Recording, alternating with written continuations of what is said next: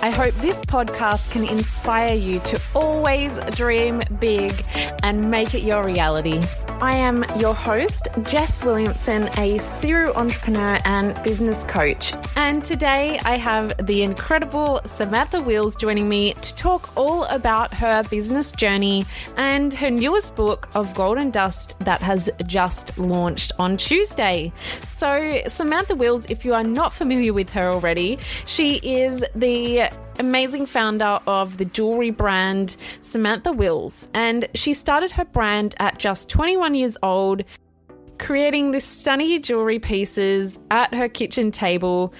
Her brand grew super quickly, making its debut at Australian Fashion Week in 2004, and then soon after, the jewelry pieces were spotted on celebrities such as Drew Barrymore, Rihanna, Taylor Swift and Pink, just to name a few. And in 2019, she shocked the world by a sudden closure of the business, a very profitable business earning multi-million dollars, but she wanted to pursue a different avenue. So we're going to chat through a few of those stories, a bit of the journey, and you can read more in her newest book of Golden Dust. Let's get started. So much, Samantha Wills, for joining me today. I am super excited to chat with you. I've been following your journey for some time, and I was actually featured on the Samantha Wills Foundation blog a few years ago, which was pretty cool at the time. So it's an absolute honor to be able to return the favor and have you on my podcast today. Oh, well, thank you so much. It's a real treat, and I really do appreciate you speaking with me. Amazing. And we're here to celebrate the launch of your first book that launched this week. Well, at the time of recording, it's launching next week, but once this comes out, it will have launched 2 days ago. So I do have a copy here, which is an absolute beautiful book. It's the fastest book I've ever read, to be honest. It took me a week. Oh, really? That's an ultimate compliment, so thank you. Normally it will take me about 3 months, and then I'll pause on a book, and then I'll come back to it if I ever come back to it. So amazing. And I'm excited to chat to you a little bit more about all of that. Oh, amazing. Well, thank you for taking the time to read. That truly is, hand on my heart, the biggest compliment. Thank you. Oh, you're so welcome. It was such a great read. So what I'd love to do is start at the very beginning. And in your book, you sort of take us through a few moments throughout your life, which was incredible. And in your childhood, it seemed like you were quite entrepreneurial, like you had this spark inside of you from an early age. And do you feel like that's a result of your environment and your parents, or do you feel like you're just born that way?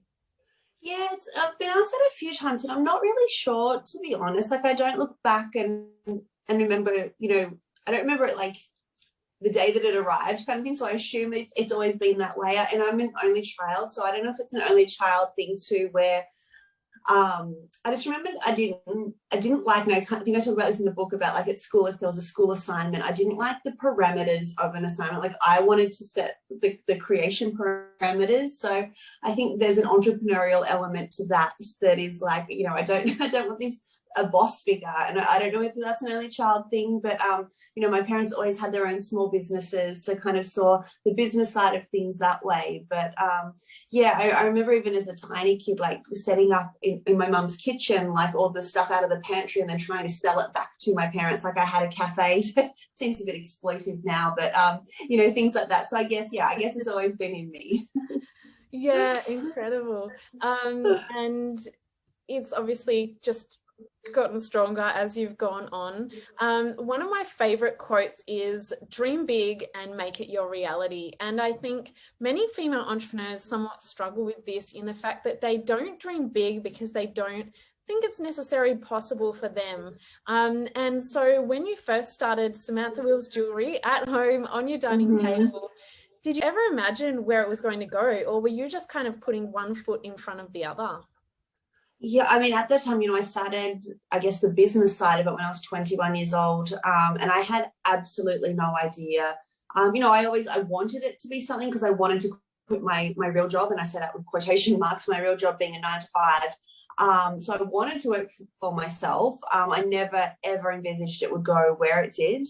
And I think that, it is at the end of the day, it is putting one foot in front of the other, and when opportunities present themselves, and success doesn't always come in the, you know, the black and white version that we kind of put it up on our vision board and be like, that's where I want to get to. And, you know, we might get there, but it's the path that to get to that, I think, is something that for so long I'd hold on to this one pinpoint of, you know, vision and be like, well, if I don't reach that in the way I want to, in the time I envisage it happening, it's a fail kind of thing. So, you know, surrendering that over a little bit and looking up and around rather than just like straight at this one pinpoint of success was something that took me a very long time. And I guess I'm still learning it in a way to see what's presenting itself along the way rather than, you know, putting blinkers on and kind of gung-ho at just this one point. Yeah, and I guess your definition of success has probably changed along your journey as well. Absolutely, yeah. It's I mean, it's changed so frequently, and I think it's one of those things, and especially when a business starts to take off, and especially if you're getting like media, I guess media attention or, you know, media accolades, and you kind of get it and you're like, okay, that was great, now what's next? And it's this hill that you're continually climbing. And I think a lot of the time in my mind, I was like, oh, once we get to X or once we get to Y or once we get to Z, that's the pinnacle. And then you kind of get there and you're like, okay, well, you know, what is this? Okay, what's next kind of thing? And it's a, you know, it's a great way to keep moving forward, but it's also a very exhausting cycle to continue to run on when you just like, what's the next thing? Yeah, they do say success is the journey, not the destination. Absolutely. You never really get there. You never just stop. You're like, well, I'm done. Yeah, you know? I've arrived. Yeah. So what would you say your definition of success is now? Yeah, now I would say, you know, I suffer from anxiety quite a bit. And I think now success to me is longer periods without anxiety, whatever form that looks like, whether that is working more on projects that, you know, that I take solace in, whether that's time off, whatever that is. But, you know, kind of longer stints of calmness is success to me at the moment. And creating in a way that doesn't necessarily require a commercial outcome. So, you know, I think for so long in, you know, having the Samantha Wills jewelry business for 15 years, what started out as a, you know, very creative dining table enterprise, then, you know, gets bigger and bigger and bigger. And, you know, at the end of it, I designed over 12,000 pieces of jewelry. And I think when you're working at that pace and you're working, you know, in the end to a matrix of like, all right, well, David Jones needs X amount at this price point, and we need to do this category and this, that, and the other. There's still obviously a creative element involved, but it's to fill, you know, the commerciality of it. And I think along that way, you're working so hard. I kind of gave up any of my creative hobbies because, you know, in a great way, my work was my hobby as well. But you know, to create something without a commercial outcome is a real luxury, and so that to me is success at the moment. Beautiful. I'm so excited to see what else you come out with. But they often, I love this section in your book. So they often say fake it till you make it, or, you know, that sort of sentiment. I'm not a huge believer in that. However, I do think everything does start with mindset and sort of deciding what your goals are. In order to get to them, you kind of have to decide where you're going. And I love in your book, you shared a little story about how you pretty much manifested, you know, coming into the UK market and the Munich market. And it seems like almost magic, but it's like you actually made that happen, right? So I'd love you to share a little bit more about that. And was that a conscious thing and decision that you made? Yeah, so the story you're talking about where I was a bit naughty and, you know, made up a fake person. Let's call her a fake person because that's what she was. I called her Renee, you know, to make my business look bigger than it was. And, you know, I was like, well, we need to look international, so I'm going to put London and Munich on our lookbooks and things. So to me, manifestation has kind of got a bit of a dirty rap. It's kind of I feel a very overused word in a lot of ways. But I think to me, manifestation is not necessarily, you know, this Pinterest board and, you know, or the dream car and holiday and, you know, house we want on it. It's living in your mind, in your true heart of soul, where you want to be, if that makes sense. So in that moment, to answer your question, in that moment, I was like, well, we're in the UK market, because we're in my case, I put it on a lookbook and I'm like, well, I believe it, kind of thing. So I think that I truly believe that was quite magical in the book. I hope it comes across how awestruck I was that actually happened. But I think it's that vibrational meeting of, like, when you truly believe a truth, that is what you attract as well. So, and I think, in the gift of hindsight of being able to write a book and reflect on those, almost 2 decades, I can see so many times, and I didn't realize it at the time, but where I was almost living an existence that I then attracted. And to me, that's what manifesting is. Yeah. And yeah. I speak all the time about the power of the mind, and it really is so evident in your journey. And just that one example, if not, throughout the entire book, was you decided and you lived in that truth. Before anyone else can believe in it, you have to believe in it. So it's an amazing. Absolutely. And not just want it, but believe in it. And there's a really, really big difference. So living, and it's even hard to explain in words. You have to be in it, if that makes sense. I'm not outside looking in on it. Yes, absolutely. You have to convince yourself first. Yeah. Exactly, 100%. Amazing. So building a brand has been a huge part of your journey, and it's a huge theme throughout your book as well. And it's obviously a key part of building a business. So, you'd built an incredible community, you'd built an amazing following, and did such a great job of creating a brand at a time where not as many people were, I guess, as aware of the power of a brand. So how important is a brand to building a business these days? Because people are so quick to say, I just want to do ads and I just want to do this and that and, get rich kind of ideas, but brand building takes time. So how important is a brand? And secondly, what are like the key things that you think people should have in their brand elements? Yeah, it's a great question. And I think, even the way that you phrase it then, there is a brand and there is a business. And I think that in a way, the business is the black and white sense. There's a right and a wrong way to run a P&L. There's your product or service at a base level should be good to be launching the business in the first place. So there's kind of these black and white frameworks around business. But branding is, it's completely in the eye of, like beauty's in the eye of the beholder. It's the same thing with branding. Like something that resonates with me as a brand might be different to what resonates with you. So I think first and foremost, trying not to please everyone. It's you try and appease everyone, you'll please no one. So I think really being like, okay, this is who we are, firstly, who we are as an authentic, whether it be an individual or organization. And then doing that, knowing that then, when we're talking about that attraction before, then we're going out to attract people like that. So that's, speaking your truth and that authenticity, another word that I think is very overused in the branding space, but the truth around that and being like, okay, we're actually after these, core people, not these 20 million people is the first thing. And I think that, it's that loyalty. It's like people can replicate your product, they can replicate your service, they can replicate your packaging, but they cannot replicate your story. And I think if you're telling that with complete open heart, honesty, no one else on this earth has your story, and that's the currency. And I think, and given I've just written a book, I am saying this a lot, but that the power of storytelling and the power of vulnerable storytelling is where we connect. So it's the same with branding as well.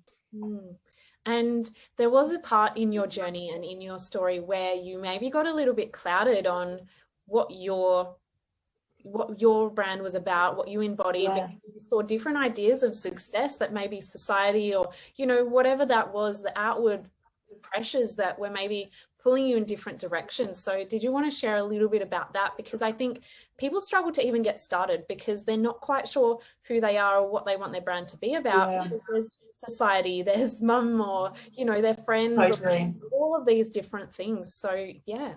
Yeah, it's so true. And I think realizing that is so important going into launch phase in this day and age. We're not only living in a time of perceived perfection and this polished image and, everything's got to be perfect.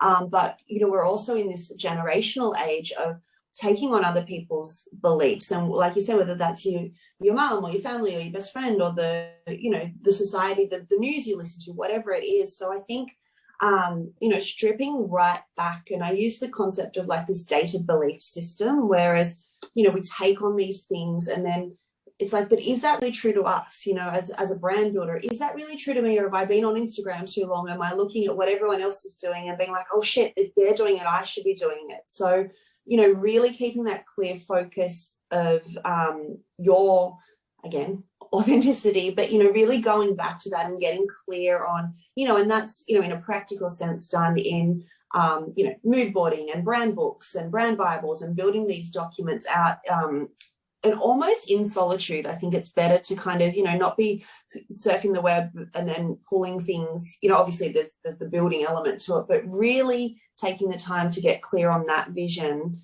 so that when you do, then, you know, whether you go out to market or you start showing people, you know, your brand offering, you're pretty steadfast in not to say that your brand won't evolve, but to have your feet really solidly on the ground to launch with a heart that, you know, knows what it wants and where it's going.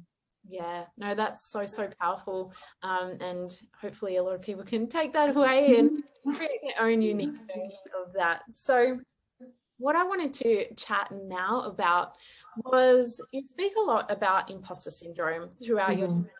In the beginning, yes, you know, going to New Fashion Week in the beginning, but you had it coming up even once. Taylor Swift had worn your jewelry, you know, Pink and all of these incredible celebrities. You had a huge team in Sydney as well as over millions of dollars, but that imposter syndrome was still there. And I think a lot of people think that when you hit that, you're like, I've made it, and, you know, I'm confident in that. But messages were still coming up for you. So what I want to know is, did it ever get easier for you, or what was sort of going through your mind, and what advice would you have to anyone who's going through that? Yeah, I even personified imposter syndrome in the book. I got its own character because it's so prevalent in my life. And for so long, I was like, I just got to get rid of it. I've got to get rid of this imposter syndrome. And now I'm like, I don't think it ever goes away, to be honest, to answer that question. But the point of me saying that is because I think that it takes so much energy to try and cut something out, and if it's never going to go away, I'm like, the energy you exert to do that is just, you know, exhausting. So my approach now is to learn to live alongside it, and how do we, you know, coexist with this being in our life. So I'm kind of like, all right, you know, I see you, I hear you, yep, I got the message, can you just give me 10 minutes while I, you know, get XYZ done. And I actually was asked recently to write an op-ed on imposter syndrome for a really high profile women's magazine. And I was like, hey, this is great. So I sat down, and then I'm like, you know, imposter syndrome, you know, pipes up this, and then imposter syndrome was like, you don't know what you're talking about. Like, what do you know about imposter syndrome? And I'm like, seriously? So it's something that's so prevalent in my life that I think it's really important to separate the fact from fiction. So, you know, our mind can just go down rabbit holes. And I think, you know, if you make imposter syndrome a person and be like, if I was in conversation with this person, would I sit here and be spoken to like this? And the answer is no. So I think it's like, all right, let's, you know, put a stop to this conversation in our mind and kind of, you know, take a step back. I think the other thing too is putting it in, would those words, if those words were said to your best friend, what would you do about it? And, you know, we would not allow anyone to speak to our best friend that way. So we're not going to allow imposter syndrome to speak to us that way. And I think in the instance, I use this a lot. I'm like, we have to be the adult. And, you know, I'm 39 years old. And sometimes I'm like, oh God, I need an adult to fix this. And I'm like, no, you are the adult. So, you know, with the imposter syndrome, I'm like, you have to be the adult and step in on that conversation. Yeah, I think that is super important. And I think I love your honesty and your raw vulnerability throughout the book, and just throughout everything that you share online and social media and everything, because so many women go through these same things, and you normally do see the celebrities are wearing your stuff and all these amazing things, but no one would ever know that that's going on behind the scenes if you didn't do it. And I think we tend to put people on pedestals and think, when I get to that level, I'll be rid of problems and I'll be, you know, having a great time. But I love that you're sharing it's always there for you, and you've just learned different strategies to separate yourself and work through that. Yeah, and don't get me wrong, like, even though I know those strategies, it's still, you know, very, very prevalent in my life. And there's two quotes that I love, and I'm not going to get them right verbatim, but the first one was by Jodie Foster, and she's like, she won the Oscar, and she's like, you know, I just thought they made a mistake. You know, I thought they've given this to me and they're going to take it back, and it was meant for Meryl Streep. And then the next quote is a quote from Meryl Streep being like, you know, I wonder when are they going to realize I don't even know how to act. It's all a facade. So I was like, oh my God, if Meryl Streep has, you know, imposter syndrome, then it's going to find all of us. So yeah. I think the safer assumption is just to assume that absolutely everyone has imposter syndrome, and just not many people talk about it. Yep, definitely. To some degree, you know, we're all just humans at the end of the day. We don't totally. Just because we've, you know, done more or sort of been more in the public eye. So that's such a strong message. Next, you sort of spoke a lot about burnout as well. And look, anyone would burn out if they're flying all over the world every few weeks, China, Sydney, New York. They're nowhere near each other. They're on the other side. Plus you had a whole team in Sydney, a lot of personal commitments, speaking events, like personal life as well. Mm-hmm. But then to top it off, you spoke about a major breakup that you had in the book as well. So like anyone would have probably broken at that point, and burnout would have been a huge challenge. So how do you manage burnout now? Have you learned a lot of things throughout going through a lot of periods of burnout throughout your journey? And yeah, what did you learn from that? You know, I wish I could tell you that I learned so much, and, you know, I see when I'm going to burn out now, so I don't. But as you know, I shared before we started recording that I accidentally wiped my computer this morning. And so I have been on the floor, just like pretty much in tears all morning in the fetal position, talking to Apple. So, you know, that's a form of burnout too. But I don't handle stress well. I'm the first to admit that. I think, you know, the story that you share that I share in the book, I kind of liken it to a Jenga tower, and there was just so much going on, but all the moving pieces were kind of holding all the other pieces up, and then when one piece moves, the whole thing falls over. So, you know, I can definitely identify when I'm, you know, pretty much at my breaking point. Having said that, I hope this comes out the right way. Sometimes the best thing is to burn out, because then you realize, you know, sometimes you've got to hit that rock bottom to take a moment and put the pieces back together and take moving forward with you what you need. And whether that be a relationship breakdown, whether that be your computer shitting itself and just a mess, whether that be a health issue, whatever it is, you know, there's a reason for a burnout. And not to say it's something you should be seeking out, but I think that sometimes we need those, you know, kind of hitting those really hard walls, I think, in life to really reassess what is important and what's not, pending, you know, the topic that it's hitting. So yeah, I wish I had a more learnt answer, but yeah, I'm still learning. Yeah, and I guess partly, you know, not feeling guilty for taking that time out as well when you need it. Yeah, and I think it's such a thing, right? We assume that everyone else cares so much if we, you know, aren't there on time, or we have to cancel a dinner, or we have to, you know, X, Y, Z. But I'm like, everyone's thinking the same way. So everyone's just worried that everyone else thinks they're not doing a good enough job. So no one's really worrying that no one else is doing a good enough job, if that makes sense. So, you know, in addition to assuming everyone has imposter syndrome, assume everyone's very selfish and just worried about what everyone else thinks about them. So everyone's good. Yeah, no, that's such a cool way to put it. So as I said, thanks for being so open and honest. We've chatted through quite a few things in this chat so far, and you share a ton more in your book. But I wanted to know, what is one of your highlights? I mean, there's been a ton, I'm sure, but what is one thing that you were just like, wow, I can't believe I did that, or that was such a happy, great time? Yeah. I mean, all of them. And I think to write the book and to be able to reflect on them and put them into a story format to relive them was very surreal. I mean, seeing Pink perform at the Grammys, you know, after I'd named a collection after her, then she performed that song, which I share in the book, was, you know, very, very surreal. To have product on Sex and the City still seems like a surreal thing to come out of my mouth.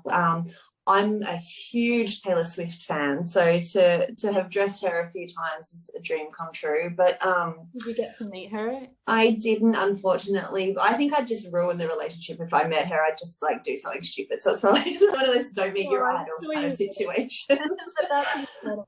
Yeah.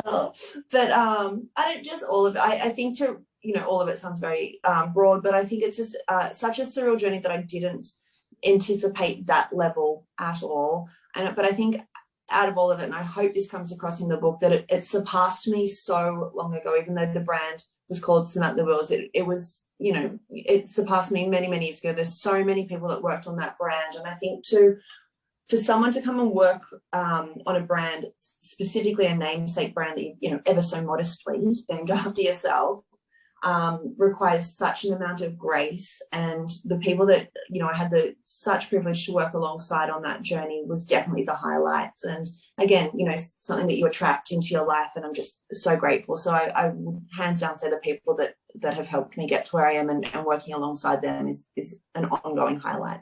Oh, incredible. It's been such an amazing journey to watch. I'd love to know what's next. Are you back in Sydney full time now? Yeah, so I came back just in the end of 2019, so kind of just before the big bushfires and then COVID. And, you know, I was planning to reverse my time. So I used to do 6 weeks New York, 10 days Sydney consistently. And I was kind of, you know, not going to do that crazy travel, but be back and forth a lot. But, you know, the universe has other plans for us at the minute. So I think, I'm definitely in Sydney indefinitely at the moment. And, you know, with the book coming out, I'm really excited for her to be out in the world. And, you know, she's meant to be out this time last year. So to have another year to add those final chapters in around the health stories was a real blessing at this point. So, yeah, I'm just going to follow her on her journey and see where she goes. I've got a masterclass coming out in the next few months as well, which is kind of a handing over. You know, we started talking about brand at the start, and it's very much, you know, a handing over of the heart space of brand creation. So yeah, I'm telling stories. So whether that's through a book, whether that's through a masterclass, conversations like this one is what's next for me at the moment.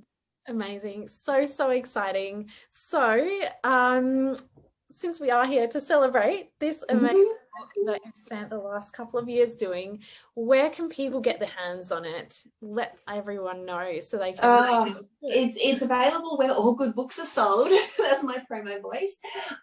It's if you go to you know, link in my bio at Instagram will have all the bookstores available. It's available in all major bookstores, online, ebook, audiobook, all the books.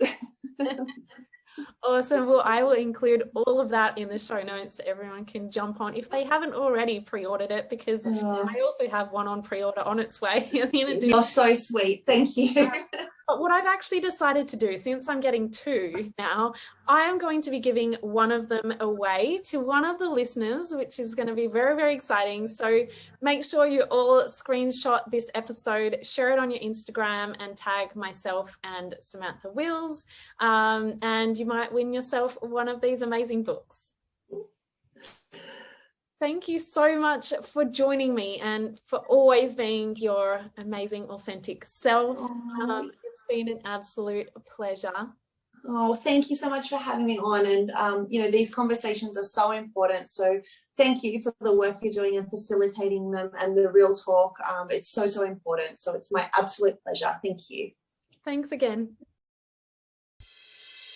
If you enjoyed that episode, make sure you hit that subscribe button and share this on your social media, because you could win one of Samantha's amazing books of Golden Dust. Until next time, see you guys soon.